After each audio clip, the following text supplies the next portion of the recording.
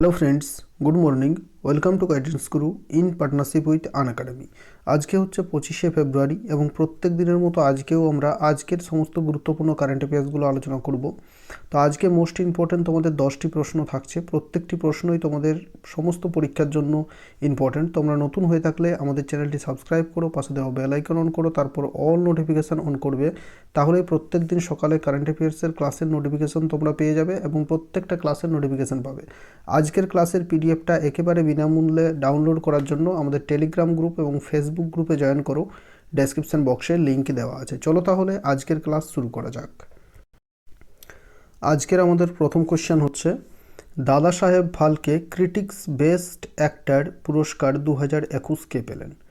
দাদা সাহেব Phalke critics best actor 2021 পেয়েছেন সম্প্রতি প্রয়াত বলিউড অভিনেতা Sushant Singh Rajput. Option B is the correct answer. তাহলে ক্রিটিক বেস্ট অ্যাক্টরের পুরস্কার পেয়েছেন। এবং যদি প্রশ্ন থাকে Dadasaheb Phalke international award best অ্যাক্টরের পুরস্কার কে পেয়েছেন, তাহলে বেস্ট অ্যাক্টর বললে অক্ষয় কুমার এবং ক্রিটিক্স বেস্ট অ্যাক্টর বললে সুশান্ত সিং রাজপুত। তোমরা যদি এই দাদা সাহেব ফালকের সমস্ত যারা পুরস্কার পেয়েছেন সেই ভিডিও দেখতে চাও, দাদা সাহেব ফালকের সমস্ত ভিডিওটা যদি দেখতে চাও, তাহলে আমি আজকের ভিডিওর এন্ড স্ক্রিনে লিঙ্ক দিয়ে দেবো। সেটার জন্য তোমাদের জন্য আলাদা একটা আমি ভিডিও তৈরি করেছি, সেটা পেয়ে যাবে, অথবা আমাদের ডেসক্রিপশানে লিঙ্ক দিয়ে দেবো, সেখান থেকেও তোমরা দেখে নিতে পারবে। তাহলে প্রথম প্রশ্নের উত্তর হলো option B is the correct answer. Next প্রশ্নে আমরা যাব। দ্বিতীয় প্রশ্ন হচ্ছে, কে সর্বকনিষ্ঠ মহিলা হিসেবে একা আটলান্টিক মহাসাগর অতিক্রম করে রেকর্ড করলেন? তো সম্প্রতি ব্রিটেনের জেসমাইন হ্যারিসন, মাত্র 21 বছর বয়সী মহিলা, তিনি সর্বকনিষ্ঠ মহিলা হিসেবে একা আটলান্টিক মহাসাগর পাড়ি দিয়ে বা অতিক্রম করে রেকর্ড করলেন। তিনি 70 দিনে 4828 কিলোমিটার অতিক্রম করেছেন। 70 দিনে 4828 কিলোমিটার অতিক্রম করেছেন একটি নৌকার মাধ্যমে একা। ঠিক আছে, তাহলে অপশান এ কারেক্ট আনসার। এবং তিনি ইংল্যান্ডের অধিবাসী। তো তোমাদের এখানেই আমি হোমওয়ার্কটা দিয়ে দিচ্ছি আজকের। তো তোমরা কমেন্ট করে জানাবে যে ইংল্যান্ডের বর্তমান প্রধানমন্ত্রীর নাম কি, ইংল্যান্ডের কারেন্সি বা মুদ্রার নাম কি, এবং ইংল্যান্ডের রাজধানীর নাম কি। এটা প্রত্যেকেই তোমরা কমেন্ট করবে। এবং আজকের ক্লাসেরও আমরা 1000 লাইকের টার্গেট রাখছি। তো আমাদের ক্লাস ভালো লাগলে তোমরা অবশ্যই লাইক করে দিও। বিশ্বের বৃহত্তম মোটেরা ক্রিকেট স্টেডিয়ামে আহমেদাবাদে রয়েছে যেটা, এর নাম পরিবর্তন করে কার নামে রাখা হবে? মোস্ট ইম্পর্টেন্ট প্রশ্ন। এটা হচ্ছে বিশ্বের বৃহত্তম cricket stadium, Motera cricket stadium, গুজরাটের আহমেদাবাদে অবস্থিত। সেই স্টেডিয়ামের বর্তমানে নাম পরিবর্তন করা হচ্ছে এবং আমাদের প্রধানমন্ত্রী নরেন্দ্র মোদীর নামে এটা রাখা হবে। নাম চেঞ্জ করে করা হবে নরেন্দ্র মোদী স্টেডিয়াম। এটা 1980 সালে তৈরি করা হয়েছিল এবং সম্প্রতি এটাকে রিবিল্ড করা হয়েছে এবং যার সিটিং ক্যাপাসিটি হচ্ছে 1,10,000 এবং এটা হচ্ছে বিশ্বের বৃহত্তম cricket stadium, Narendra Modi stadium. তাহলে option A is the correct answer. এবং অপশান বিতে যেটা দেখতে পাচ্ছ, অরুণ জেটলির নামে সম্প্রতি একটা স্টেডিয়ামের নাম রাখা হয়েছে। সেটা হচ্ছে দিল্লির ফিরোজ শাহ কোটলা স্টেডিয়াম ছিল, সেই স্টেডিয়ামের নাম চেঞ্জ করে অরুণ জেটলি স্টেডিয়াম করা হয়েছে। পরবর্তী প্রশ্নে যাব। কোন দিনটি প্রত্যেক বছর সেন্ট্রাল এক্সাইজ ডিউটি ডে হিসেবে পালন করা হয়ে থাকে? তো 24শে ফেব্রুয়ারি প্রত্যেক বছর সেন্ট্রাল এক্সাইজ ডিউটি ডে হিসেবে পালন করা হয়ে থাকে এবং এটা পালন করে থাকে সিবিআইসি অর্থাৎ central board of indirect tax and customs. এটা প্রত্যেক বছর পালন করে থাকে এবং এক্সাইজ যে ডিউটি সেটা কিন্তু সিবিইসির মধ্যে পড়ছে, অর্থাৎ central board of excise and customs. এর হেডকোয়ার্টার অবস্থিত নিউ দিল্লিতে। প্রতিষ্ঠা হয়েছিল 1964 সালে এবং বর্তমানে চেয়ারম্যান হচ্ছেন এম অজিত কুমার।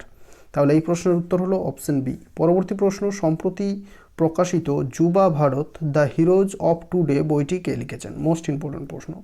এই বইটি লিখেছেন সম্প্রতি দেবীর Singh Bhandari. Option A is the correct answer. তো এই বইতে কি রয়েছে না, সাম্প্রতিককালের মোট 60 জন যুবক সম্পর্কে বর্ণনা করা হয়েছে এই বইতে।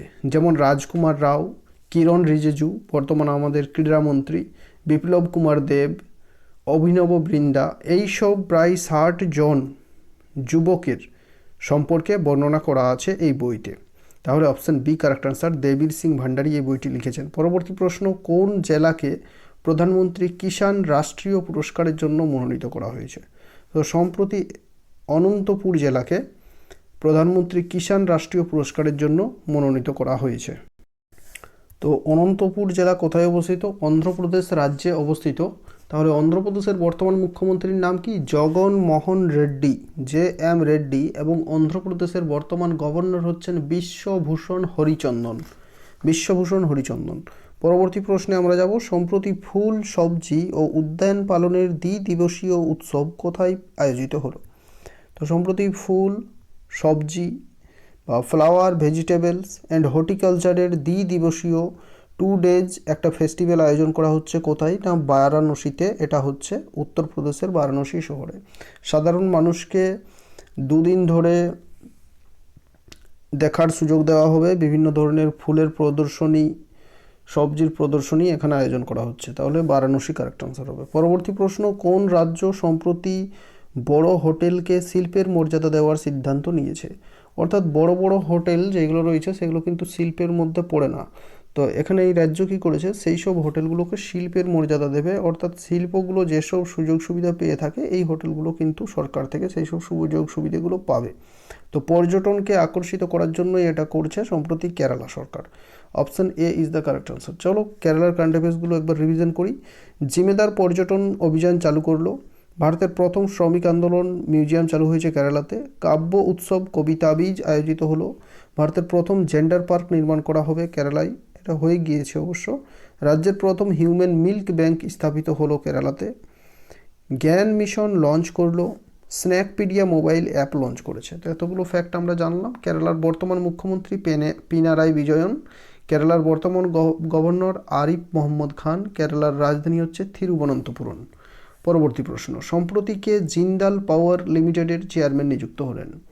তো সম্প্রতি Anil Kumar Jha, option A is the correct answer, তিনি জিন্দাল পাওয়ার লিমিটেডের চেয়ারম্যান হিসেবে নিযুক্ত হয়েছেন। Option A is the correct answer. তোমরা যদি আনএকাডেমিতে যুক্ত না হয়ে থাকো তাহলে অবশ্যই আনএকাডেমিতে যুক্ত হতে পারবে। কিভাবে না, আমাদের ডেসক্রিপশন বক্সের লিঙ্ক আছে, সেই লিঙ্কে ক্লিক করে আনএকাডেমি অ্যাপটা তোমরা প্রথমত ইনস্টল করতে পারবে একেবারে বিনামূল্যে। সেখানে কোনো রকমের টাকা লাগবে না। ইনস্টল করার পর তোমাদের সাইন আপ করতে হবে। সাইন আপ করার পর WBPSC ক্যাটাগরি সিলেক্ট করে নিতে হবে। তারপর আমাদের এই যে কোড দেখতে পাচ্ছ, এই কোডটা সেখানে তোমাদের অ্যাপ্লাই করতে হবে। তাহলেই কিন্তু প্রত্যেক দিন 50টা করে ক্লাস ফ্রিতে দেখতে পারবে, লাইভ ক্লাস। প্রত্যেক দিন প্রচুর কুইজে পার্টিসিপেট করে নিজেকে যাচাই করতে পারবে। সপ্তাহের শেষে ম্যারাথন ক্লাস করতে পারবে এবং এই যে 50টা ক্লাস, এই ক্লাসের পিডিএফগুলো পেয়ে যাবে। তো এত কিছু সুবিধে পাচ্ছ এবং যে কোনো সরকারি চাকরির পরীক্ষার প্রিপারেশন নিতে পারবে। তো এক্ষুনি ডেসক্রিপশনে যাও, আমাদের লিঙ্ক দ্বারা অ্যাপটা ইনস্টল করো, আমাদের কোড অ্যাপ্লাই করো। চলো পরবর্তী প্রশ্নে যাওয়া যাক। আমাদের নেক্সট কোশ্চেন হচ্ছে, ভারত কোন দেশের সঙ্গে ফ্রি ট্রেড এগ্রিমেন্ট স্বাক্ষর করেছে? এটাও মোস্ট ইম্পর্টেন্ট প্রশ্ন। তো সম্প্রতি ভারত মরিশাসের সঙ্গে ফ্রি ট্রেড এগ্রিমেন্ট স্বাক্ষর করেছে। তো ভারতের কেন্দ্রীয় বিদেশমন্ত্রী রয়েছেন এস জয়শঙ্কর। তিনি সম্প্রতি 2 দিনের জন্য মরিশাস এবং মালদ্বীপ সফরে গিয়েছেন। তো সেখানেই তিনি মরিশাসের সঙ্গে ফ্রি ট্রেড এগ্রিমেন্ট স্বাক্ষর করেছেন এবং আরেকটি চুক্তি করেছে যেটা ভারত মরিশাসকে $100 মিলিয়ন একটি ঋণ প্রদান করছে। ঠিক আছে, তাহলে মরিশাসের সাথে চুক্তি করেছে। তো মরিশাসের বর্তমান প্রধানমন্ত্রী রয়েছেন প্রবীন্দ জগন্নাথ। মরিশাসের বর্তমান রাষ্ট্রপতি পৃথ্বীরাজ সিং রূপন। বারবার পরীক্ষায় আসে এইগুলো মরিশাসের কোশ্চেনগুলো। মরিশাসের কারেন্সি হচ্ছে রুপি এবং পোর্ট লুইস হচ্ছে মরিশাসের রাজধানীর নাম। তাহলে এই প্রশ্নের উত্তর হয়ে গেল option A is the correct answer. আমাদের ক্লাস ভালো কেমন লেগেছে অবশ্যই কমেন্ট করে জানাও। যদি তোমরা উপকৃত হয়ে থাকো তো অবশ্যই লাইক করো। 1000 লাইকের মাত্র আমরা টার্গেট রেখেছি আজকে। এবং আজকের হোমওয়ার্ক হচ্ছে, তোমাদের একটু আগেই বললাম, আজকের হোমওয়ার্কটা হচ্ছে বর্তমানে ইংল্যান্ডের প্রধানমন্ত্রী কে রয়েছেন, ইংল্যান্ডের বর্তমান রাজধানীর নাম কি এবং ইংল্যান্ডের বর্তমানে মুদ্রা কি রয়েছেন। এটাই হচ্ছে তোমাদের আজকের হোমওয়ার্ক। প্রত্যেকে কমেন্ট করে জানাবে এবং তোমরা অবশ্যই তোমার বন্ধুদের সাথে শেয়ার করো, তোমাদের সোশ্যাল মিডিয়া গ্রুপগুলোতে শেয়ার করে দাও। তো তো আজকের এই 10টি প্রশ্ন ছিল, 10টি প্রশ্ন শেষ হলো। তোমরা যদি আনএকাডেমিতে না যুক্ত হয়ে থাকো তাহলে অবশ্যই যুক্ত হয়ে যাও। আমাদের ডেসক্রিপশন বক্সে লিঙ্ক আছে, সেখান থেকে আনএকাডেমি অ্যাপটা ইনস্টল করো, কারণ আনএকাডেমির মাধ্যমে যে কোনো সরকারি চাকরির পরীক্ষার প্রিপারেশন নিতে পারবে। আনএকাডেমি সম্প্রতি সমাধান নামক একটি ব্যাচ শুরু করেছে, যে ব্যাচে তোমরা কলকাতা হাইকোর্টের ডিইওর জন্য প্রস্তুতি নিতে পারবে। এই কোর্সে অ্যাডমিশন হলে ব্রহ্মাস্ত্র নামক একটি কোর্স শুরু করেছে ডব্লিউবিসিএস বেঙ্গলি ইংলিশের জন্য, যারা ডেসক্রিপটিভ প্রিপারেশন নেওয়ার জন্য। তারপর legendary batch for math and রিজনিংয়ের জন্য এটা শুরু করা হয়েছে। 10% ডিসকাউন্ট কী করে পাবে তোমাদের, আমি আগেই বললাম যে আমাদের কোড ক্যাপিটাল লেটারে গাইডেন্স গুরু যদি ব্যবহার করো তাহলে কিন্তু তোমরা যে কোনো সাবস্ক্রিপশনের ওপরে 10% ছাড় পেয়ে যাবে। তো অবশ্যই এই কোডটা তোমরা কিন্তু অ্যাপ্লাই করবে, গাইডেন্স গুরু, তাহলে সাবস্ক্রিপশনে 10% ছাড় পেয়ে যাবে। ফ্রি ভার্সেস প্লাস, ফ্রিতে তোমরা কি পাচ্ছ, কমপ্লিট লিমিটেড সিলেবাস রয়েছে, প্লাস ফিচার্স, প্লাসে অনেক কিছু ফিচার্স রয়েছে। তোমরা সাবস্ক্রিপশন নিয়ে নাও, তোমাদের বলবো আমাদের কোড ইউজ করে 10% ছাড় পাবে। Thanks for watching this video, thank you.